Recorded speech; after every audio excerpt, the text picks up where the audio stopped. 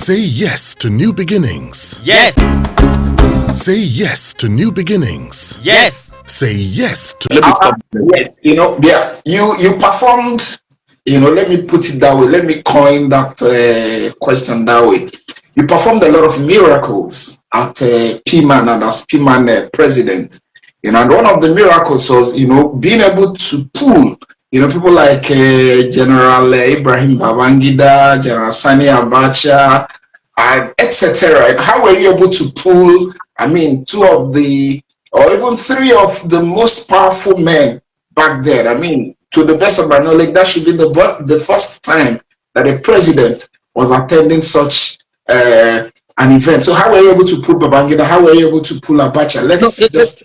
It wasn't just President Babangida, whom I still have a lot of respect for. I still have a great respect for him. I said, except for June 12, Babangida will have gone down as one of the greatest Africans forever. I had great moments rubbing minds with him, right?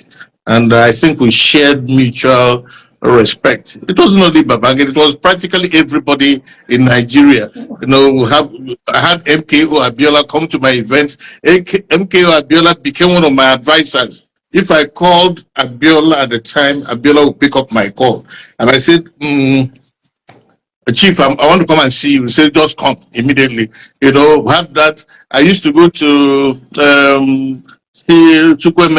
Ojukwu, the great Ikemba, and he was at peace with me. I had practically everybody, but it is the example of the leadership that you bring.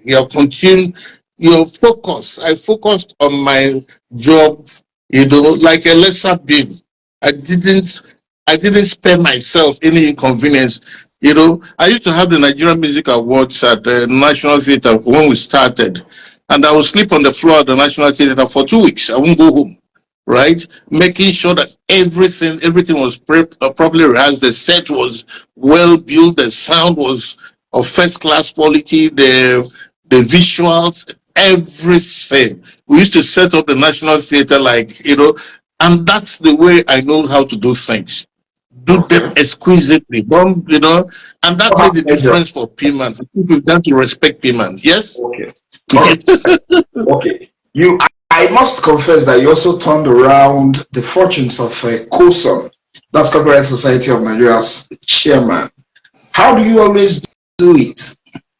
No, it's I drive on a full tank of faith. Even with all the problems in Nigeria, yes, International Magazine is alive. I do continue to write books and launch them, and everybody shows up at those launch, because my guy, whether you know it or not, you drive on a full tank of faith. There's nothing like giving. When you give, the good Lord gives you back. I've been to so many funerals in my life. Take for instance, a couple of years, I was at the funeral of Balamila. I was I practically organized the funeral of Ras Kimono. I organized that of Christian Ibukwe. Just last year, I was in Christianbas village, trying to make sure that it was buried. I always do that for great artists, because that's an example to people coming after them that they did not live a life in vain. But the one thing I found out going to funerals is that I've not seen one where they buried anybody with a mansion or a limousine or whatever. So that all that we try to acquire in this world really is vanity. There's nothing to it, The one thing that stands out is the love you give, the love you share, the impact you make on people, how you raise people up, and that's what I try to do with every opportunity I have. I'm a giver, I'm not a taker. When I hear people going to sell PMAN land and sharing, I don't understand it. Why are you doing that? Something happened to me. A few years ago, some people came to abduct me.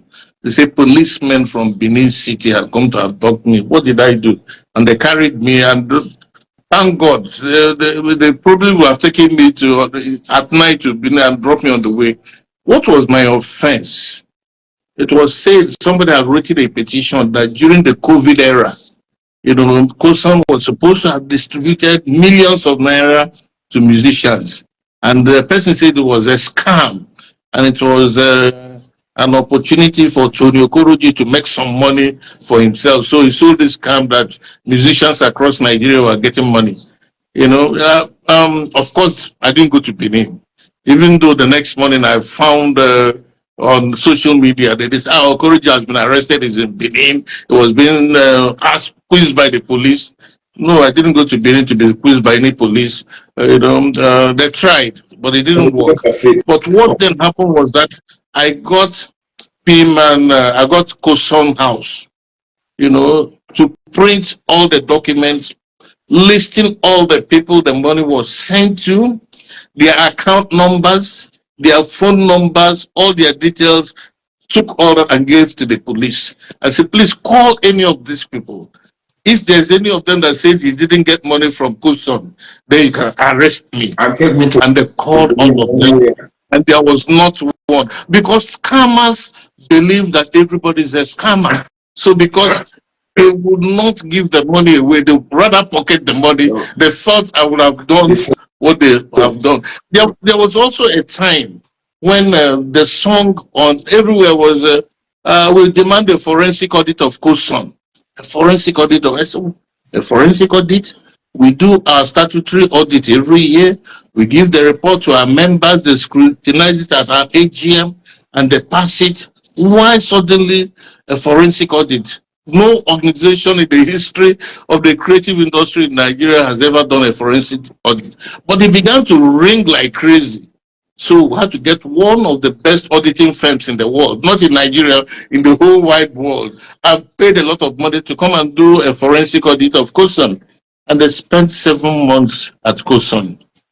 And nobody said at the end that they found that Tony Okoroji has stolen 1 penny or misappropriated 1 penny. And so I thank all those people.